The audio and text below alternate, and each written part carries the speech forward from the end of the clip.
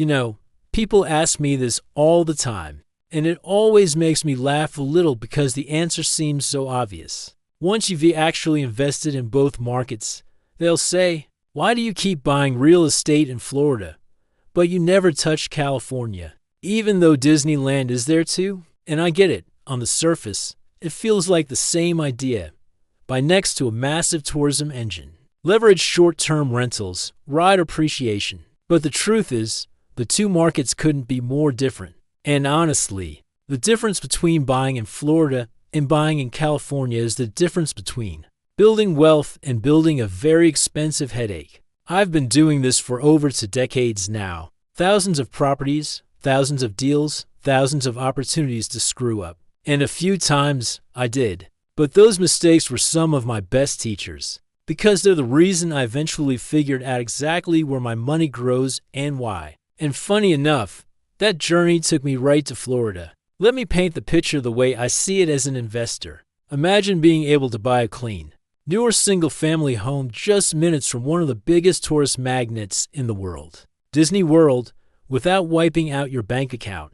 I'm talking properties around the $250,000 range. It's the kind of entry point that lets normal people actually participate in real estate, instead of sitting on the sidelines dreaming about it. Now, compare that with California. The moment you even attempt to buy near Anaheim, that entry point skyrockets. You're staring down $700,000, $900,000, sometimes $1 million just to get into the game. And sure, California homes appreciate, no argument there. But I am not here to gamble on the chance that the market is going to do me a favor. I invest for cash flow. I invest for stability. And California is anything but stable. One of the first things I learned as an investor is that landlords and laws have an interesting relationship in some states. You're treated like a business owner. In others, you're treated like an ATM. Florida, absolutely landlord-friendly if someone stops paying their rent. The law allows you to actually protect your investment. You can reclaim your property, move forward, recalibrate. It's fair. It's balanced. California, different universe. You can be stuck with a non-paying tenant for months, sometimes longer, while the state prioritizes them over you.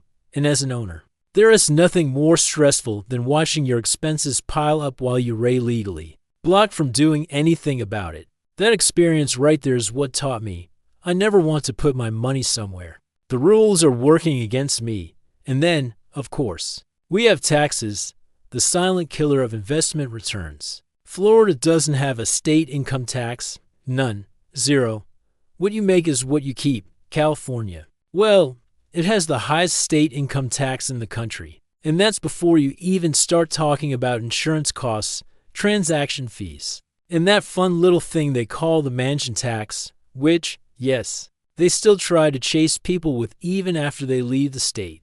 I had a friend sell a $20 million property out there, and California still went after him on his way out the door. That tells you everything. But what really seals the deal for me, the thing nobody can ignore, is migration. Florida is booming. People are moving in from California, New York, and everywhere in between. And when people move to a place, the numbers follow. Jobs grow, demand grows, the economy expands, rents hold strong, appreciation ticks upward. And as an investor, I don't want to be in a shrinking market. I want to be where the momentum is. That's exactly what Florida gives me. And here's the part a lot of investors underestimate: cash flow. It's amazing how many people buy properties hoping appreciation alone is going to make them rich. Appreciation is nice, sure, but you can pay your expenses with maybe my home will be worth more someday. In Florida, my properties cash flow. Even after mortgage, taxes, insurance,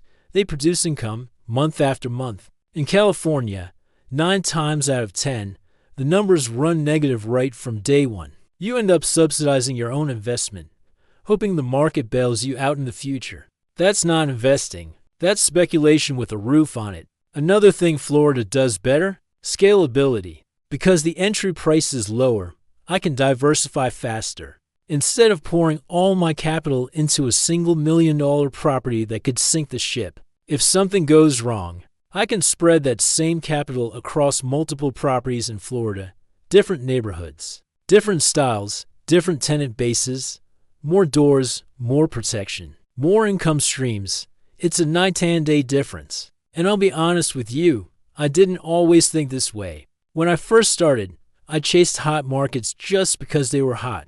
I bought in California more than once, and one of those times cost me hundreds of thousands of dollars. That was the deal that finally made me realize some markets make you wealthy, and some markets just make you tired. Florida has made me and my partners millions. California, it taught me what not to do. So when people ask, why Florida over California? I tell them it's simple. Florida is affordable. It's landlord-friendly. It's tax-efficient. It's pro-business. It's bursting with population growth. It cash flows. And it gives me room to scale safely. California does the opposite. And look, if all of this feels overwhelming or you're sitting there thinking, that sounds amazing, but I don't even know where to start, trust me, you're not alone. Most investors get nervous about going out of state. It feels unfamiliar. It feels risky. But with the right systems and the right team, it becomes one of the most powerful moves you can make. I've helped a lot of people break into these Florida markets. And once they see how the numbers perform, the cash flow, the appreciation, the tenant demand, they finally understand why I keep coming back here. So whether you're brand new or you've been on the fence, stick around. Because once you see what Florida real estate can really do, you'll understand exactly why Disneyland never stands a chance against Disney World. At least not when it comes to investing.